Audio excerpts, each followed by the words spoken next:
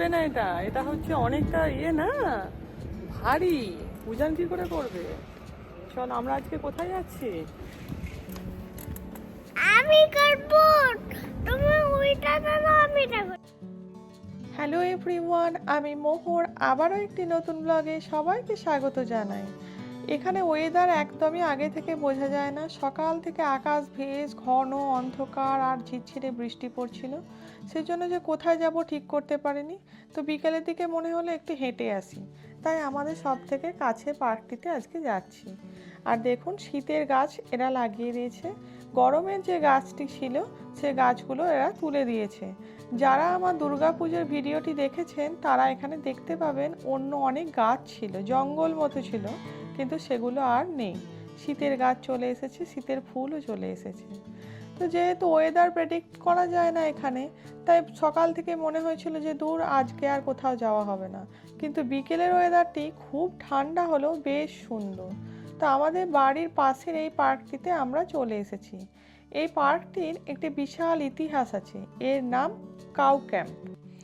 ইংলিশে এটাকে লেখা থাকে KOEKMP, কিন্তু ডাচ ভাষায় এর নাম কাউ ক্যাম্প।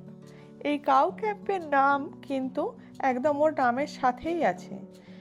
অনেক দিন আগে, প্রায় 13th সেঞ্চুরিতে এই জায়গাটা ছিল গরুর বিচরণ ভূমি। গ্রাসল্যান্ড ছিল, জঙ্গল ছিল, তো এখানে প্রচুর গরু চড়ত। সেই নাম অনুসারেই এই জায়গাটির নাম হয়ে যায় কাউ ক্যাম্প বা ক্যাটেল ল্যান্ড। আর এই যে স্ট্যাচুটি দেখছেন, এটি এদের রয়্যাল ফ্যামিলির দ্বিতীয় উইলিয়াম আর একজন রানী বানিয়েছিলেন। যাই হোক, আজকে যে জায়গাটি দেখতে পাচ্ছি আমরা, সেটা খুব আধুনিক, ঝাঁ চকচকে একটা শহরের ধার ঘেঁষে একটা সবুজ পার্ক। এটি কিন্তু আগে পার্ক ছিল না। এই জায়গাটি পুরোটাই ছিল একটা জঙ্গল। বাইনেনহফ যে লেকটি আপনারা আমার আগের ভিডিওতে দেখেছেন, সেই লেক থেকে এই জায়গা পর্যন্ত পুরোটাই ছিল একটা জঙ্গল। এবং ওইখানে বাইনেনহফ লেকের কাছে যে ক্যাসেল ছিল, সেখানে যে রাজারা থাকতো তারা এখানে শিকার করতে আসতো। এই জায়গাটা পুরোটাই ঘন জঙ্গলে ঢাকা ছিল। তাদের শিকারের জায়গা ছিল এটা, আর প্রচুর গরুও চড়তো। তো 13th সেঞ্চুরিতে এই গরু চড়ার নাম অনুসারে এখানে নাম হয়ে যায় কাউ ক্যাম্প। অত বছর আগে এই শহর তো এত বড় ছিল না, তখন এই জায়গাগুলো জঙ্গলে ছিল। মানুষ বাড়ার সাথে সাথে, বসতি বাড়ার সাথে সাথে এগুলি চেঞ্জ হয়েছে। আর এই দেখুন, এখানে কিন্তু অনেক রকমের হাঁস, পাখি, সমস্ত কিছু দেখা যায়। এবার এদের অনেক হাঁসই আছে যারা বেশ ভালো পাখির মতো উড়তে পারে, খুব সুন্দর। এটা যেমন লালচে মতো রং, এরকম অনেক হাঁস আছে যেগুলো একটু সবুজ মতো রং, কিন্তু এদের থেকে একটু ছোট। আবার অনেক হাঁস দেখেছি, এই যে দেখুন, আবার একটা অন্য পাখি। এই পাখিগুলোর কি নাম আমি জানি না, তবে এরা সবাই জলের মধ্যেই থাকে, আবার খুব সুন্দর উড়তে পারে। এই যে এই হাঁসগুলোর কথাই বলছিলাম, এরা কিন্তু অনেক উঁচুতে, পাখিরা যেমন উড়ে যায় সেরকম সন্ধেবেলায় উড়ে চলে যায়। আর অনেক পাতি হাঁসও আছে যেগুলো আমাদের ওখানে নর্মালি জলে চড়ে, সেই ধরনের হাঁসও কিন্তু মাঝে মাঝে রয়েছে, দেখা যাচ্ছে। তো যেটা বলছিলাম, শহর বাড়ার সাথে সাথে এই জায়গাটি এখন একদম ডেন হ্যাগ শহরের মাঝখানে চলে এসেছে। এটা এখন একটা সাজানো পার্কে পরিণত হয়েছে। কিন্তু আগে এটা যে পার্ক ছিল না, সেটা কিন্তু বাইনেনহফ লেক থেকে সোজা এদিকে হেঁটে এলে বোঝা যায়, মাঝে মাঝে এই জঙ্গলটি দেখা যায়। যে জঙ্গলের কিছুটা জঙ্গলের মতো গাছপালা আছে, তার নিচে দিয়ে ট্রাম লাইন গেছে, বা এটারও মাঝখান দিয়ে ট্রামের লাইন চলে গেছে। তখন যেহেতু ঘন জঙ্গল ছিল, তাই রাজারা এখানে শিকার করতে আসতো। এখন সেটা চলে গেছে। আর এখানে দেখুন, বোঝা যাচ্ছে যে ফলের কালার চলে এসেছে। হেমন্ত আসার সাথে সাথে এখানে কালারগুলো চেঞ্জ হতে শুরু করেছে। আর 13th সেঞ্চুরিতে যেটা গরুর বিচরণভূমি ছিল, সেটা কিন্তু এখন 16th সেঞ্চুরিতে চেঞ্জ হয়ে যায় হরিণের বিচরণভূমি। এই হরিণগুলো এদের এখানে যে রাজা তারা নিয়ে আসে, এবং এরা রিপ্লেস করে গরুর বদলে। আর দেখুন, এই যে ডাচ লোকটি, ইনি খেতে দিচ্ছেন, আর সেই জন্য এখানে এই পাখিগুলো উড়ে বেড়াচ্ছে। এগুলো সমস্ত সিগাল পাখি। আর এখানে কিন্তু অনেক রকমের হরিণ আছে। সিকা ডিয়ার, রেড ডিয়ার, ফেলো ডিয়ার। এই যে কালো মতোটা, এটা হচ্ছে সিকা ডিয়ার। রেড ডিয়ারও আছে, আবার ফেলোডিয়ারও আছে, সম্ভবত এই যে এটা মনে হচ্ছে ফেলোডিয়ার। আমি ঠিক জানি না, তবে ছবি দেখে মনে হচ্ছে ওইগুলোই হবে। মানে ছবিতে আমি যা দেখেছি যখন এই জায়গাটা নিয়ে পড়েছিলাম আসার আগে, তখন দেখেছিলাম। আর এখানেও সে হাঁসের মতো পাখিগুলো চলে এসেছে, যেহেতু খাবার দিচ্ছে তাই এখানে চলে এসেছে। এখানে কিন্তু এই যে গার্ডটা রয়েছে বাঁশের বা কাঠের, এই গার্ড বরাবর সমস্ত জায়গায় লেখা আছে যে কেউ কোনো বন্য পশু বা পাখিকে খাবার দেবেন না। সব জায়গায় ডাচ ভাষায় লেখা আছে। তা সত্ত্বেও এখানে যে খাবার দিচ্ছে, ধরা পড়লে কিন্তু প্রচুর টাকা জরিমানা হবে। আর ওই যে দেখুন গাছের তলাটা একেবারে লালচে হয়ে গেছে। গাছের পাতার কালারগুলো এখানে এই যে ঋতু পরিবর্তনের সাথে সাথে চেঞ্জ হয়ে যেমন ঝরে গেছে, সেখানে রঙিন করে দিয়েছে, আবার গাছগুলিকেও নানান রঙে সাজিয়ে দিয়েছে। এবং এদের গাছের কালারগুলো বিভিন্ন রকম, কেউ খুব হলুদ, কেউ লালচে, কেউ আবার একটু ব্রাউন টাইপের, কেউ এখনো সবুজ আছে, আর কোনো কোনো গাছের পাতা আবার একেবারেই ঝরে গেছে। প্রকৃতির কত রঙে যে সাজিয়ে দেয় সেটা দেখতে বেশ ভালো লাগে। আমরা যখন এসেছিলাম তখন এই জায়গাটা অপূর্ব লেগেছিল, একেবারে সবুজ ঘন অন্ধকার। আর এখন আবার দেখুন গাছের পাতা ঝরে গিয়ে অনেকটা হালকা হালকা হয়ে গেছে, কিন্তু নানান রকম রঙে সাজিয়ে তুলেছে। আর এদিকে উজান ঘুমিয়ে গেছে, ও কিন্তু আজকে কিছুই দেখতে পায়নি। এই ডিয়ারগুলো দেখার জন্য ও খুব লাফালাফি করে, কিন্তু আজকে পার্কে ঢুকেই একেবারেই ঘুমিয়ে গেছে। 17th সেঞ্চুরিতে যখন জার্মানি এখানে ঢুকে পড়ে, তখন কিন্তু এই যে ঘেরা জায়গাটা দেখতে পাচ্ছেন, এই যে কাঠের মতো এইরকম একটা ঘেরা জায়গাতে ডাচ যে র্যাডার, তাতে দেখা গেছে যে জার্মানির অনেক এয়ার গান, তারপরে হচ্ছে মিউজিক্যাল ইনস্ট্রুমেন্টস, যেটা ওদের জার্মান এয়ারক্রাফট কোথায় আছে সেটা বলে দিতে পারবে, এরকম অনেক জিনিস এখানে ওই র্যাডারটিতে ধরা পড়ে। যে জার্মানরা যখন ঢুকেছিল তখন তো এই জায়গাগুলো অনেক ঘন জঙ্গল ছিল, তো সেইগুলো তারা ওইখানে ওই জঙ্গলের মধ্যে বসিয়ে কাজ করত, যেহেতু যুদ্ধকালীন পরিস্থিতি। আজকে আর সেই জায়গা নেই, দেখুন এখানে একেবারে জঙ্গল কেটে তৈরি হয়ে গেছে শহর।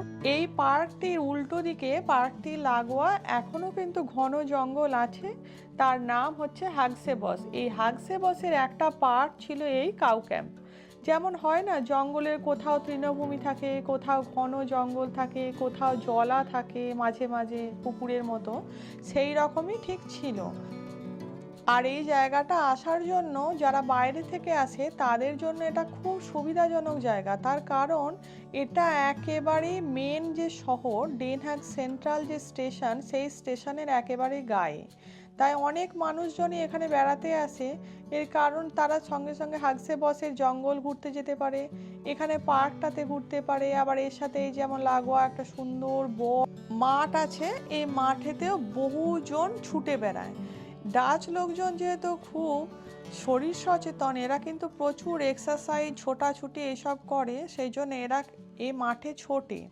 আজকে আমরা একটু সন্ধ্যার দিকে এসেছি বলে দেখতে পেলাম না, লোকজন ম্যাক্সিমামই চলে গেছে, কিন্তু এখানে ভালো ভিড় থাকে। কেউ সাইক্লিং করে এরকম রাস্তা ধরে ধরে মাঝে মাঝে, কেউ হাঁটে, কেউ ছোটে, অনেক বাচ্চা খেলে। ফুটবল এখানে প্রচুর জনপ্রিয় খেলা, তাই এখানে প্রচুর লোকজন ফুটবল খেলে। আর ওরা ওই রাস্তাটা দিয়ে গেলেও আমি এই শুকনো পাতার ওপর দিয়ে খড়মড় করতে করতে এই রাস্তায় চলে এলাম। দেখুন ওই যে দূরের গাছগুলো, ওই গাছগুলোর পাতাগুলো একেবারে ঝরে গেছে, আবার এই দিকের গাছগুলোর পাতা কিন্তু রয়েছে। এখানে এসে আমি দেখলাম যে পাতার কত রকমের যে কালার হয়, এবং প্রতিটা গাছের পাতা কিন্তু আলাদা আলাদা রকমের। তাই এখানকার হেমন্ত না এলেও শরৎ কিন্তু অপূর্ব সুন্দর, আমাদের কাছে হেমন্তের রূপেই ধরা দেয়। আজ আরও কিছুক্ষণ থাকা যেত, কিন্তু আজকে আর বেশিক্ষণ থাকা গেল না, তার কারণ মোবাইলে মেসেজ এলো যে আমাদের একটি জিনিস টেমুতে অর্ডার দেওয়া ছিল, সেটি আজকে ওইখানে যে মেন সেন্টার সেখানে চলে এসেছে ডিসপ্যাচ হওয়ার জন্য, তাই আমাদেরকে যেতে হবে। এখানে একবার একটা অর্ডার যদি এসে ফিরে যায়, সেটা কিন্তু নিয়ে আসা খুব চাপ হয়ে যায়, তো সেই জন্য আমাদের আর বেশিক্ষণ থাকা হলো না। আর আমাদের বাড়ি যেহেতু খুব কাছে, তাই এখনো অসুবিধা হয়নি, ঠিক টাইমে আমরা পৌঁছে যাব, কারণ 2 থেকে 3 মিনিট লাগে। কাল আমরা যেটার জন্য ফিরে এসেছিলাম, আলটিমেট কিন্তু অর্ডারটা সেই দিন আসেনি। অর্ডারটা এলো আজকে, আর এটা নিয়ে উজান খুব খুশি। এটা তোমার খেলনা আছে, দাও, তুমি কাটতে পারবে না, আমি কেটে বের করে দিই। আচ্ছা তুমি ট্রাই করো। হ্যাঁ ও ট্রাই করুক। Thank you. দেখো এটা কেটে দিচ্ছি। এবার কি আছে বলো তো? ইয়েস, তুমি জানো ব্লকস কি? ব্লকস কি জানো? তো যেটা বলছিলাম কালকে, যে একটা ডেলিভারি যদি একবার ফিরে যায় সেটাকে ফেরত আনতে যেমন অসুবিধা হয়, ওদেরও কিন্তু ভুল হলে ওরাও কিন্তু ক্ষতিপূরণ দিতে বাধ্য হয়। ওদের যদি ডেট দেয়া থাকে যে 22 থেকে 26 তারিখের মধ্যে আপনার জিনিসটি আমরা ডেলিভারি করতে পারবো, আর সেই দিনের মধ্যে যদি ওরা ডেলিভারি করতে না পারে, তাহলে কিন্তু ওদের মোটা অঙ্কের জরিমানা দিতে হয়। আর যারা এরকম ডেট মিস করবে তাদের কিন্তু প্রত্যেককে এরকম 3 ভাগের 1 ভাগ টাকা ফেরত দিতে হবে মিনিমাম। আর কোনো যে কিনছে, যে বায়ার, সে যদি মনে করে যে আমি জিনিসটি নেব না, তাকে কিন্তু ফুল টাকা ফেরত দিয়ে দিতে হবে। তো আমাদের এই জিনিসটা কিনে লাভই হয়েছে, কারণ আমরা 3 ভাগের 1 ভাগ টাকা পেয়ে গেছি, অনেকটা কম দামে এই জিনিসটাও পেয়েছি। কিন্তু এখানে নিয়ম হচ্ছে যে তুমি যদি কাউকে কমিট করো যে এই সময়ের মধ্যে আমি দিতে পারবো, সেই সময়ের মধ্যে জিনিসটা না দিলে অনেক টাকা কিন্তু ওই সংস্থাদের চলে যায়। সময়ের এখানে প্রচুর মূল্য। তুমিও যদি তোমার জিনিসটি মিস করো, ঠিক টাইমে এলে না, তোমার ডেলিভারি যেমন ফিরে চলে যাবে, সেরকম তোমাকেও যদি ওরা ঠিক টাইমে ডেলিভারি দিতে না পারে কমিট করার পর, সেখানে কিন্তু ওরা জরিমানা দিতে বাধ্য। তো যাই হোক, আমাদের লাভ হলো, তাদের কিন্তু লোকসান হয়েছে। আর উজান এখানে খুব খুশি ব্লগসগুলো পেয়ে, কারণ ও অনেক দিন ধরেই চাইছিল, কিন্তু আমরা এখানে মার্কেটে একটু বড় সাইজের ব্লগস পাচ্ছিলাম না। খুব ছোট ছোট, যেগুলো ওদের বিপদ ঘটারও সম্ভাবনা থাকে, এতটাই ছোট যে কোথাও ঢুকিয়ে ফেলবে মুখে নাকে। যাই হোক, আজকে একটা নতুন অভিজ্ঞতার মধ্যে দিয়ে গেলাম, যে টাকা ফেরত পেয়ে গেলাম, অথচ কম দামে জিনিস পেলাম, যেটা আমাদেরও অন্তত আমাদের এক্সপিরিয়েন্সে এরকম জিনিস তো হয় না। আমাদের ডেলিভারির লোকজন ফেরত যায়, আমরা তাকে পরের দিন দিয়ে যেতে বলি, আবার আমাদেরও ডেলিভারির লোকও 9 তারিখ আসবে বলে 15 তারিখে আসে। কোনটা? আরো আছে, দেখো আরো আছে, নাও তুমি নাও করো। আর নতুন খেলনা পেয়ে উজান ভীষণ খুশি। এই ব্লগস ওর ভীষণ পছন্দের জিনিস।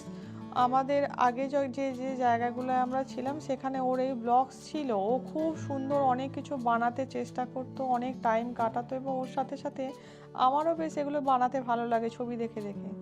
আমাদেরও একটা নতুন করে শৈশব ফিরে পাওয়া আর কি। তো যাই হোক, আজকের মতো বিদায় নিচ্ছি। আপনারা সবাই খুব ভালো থাকবেন, সুস্থ থাকবেন। আবার নতুন কোনো অভিজ্ঞতা নিয়ে, নতুন কোনো জায়গা নিয়ে, নতুন কোনো ঘটনা নিয়ে খুব তাড়াতাড়ি আসবো। আর ভিডিওটি যদি কোথাও ভালো লেগে গিয়ে থাকে কারোর, তাহলে একটা লাইক করে দেবেন আর কমেন্ট করে জানাবেন কেমন লাগছে। তো আজকের মতো আসি, টাটা।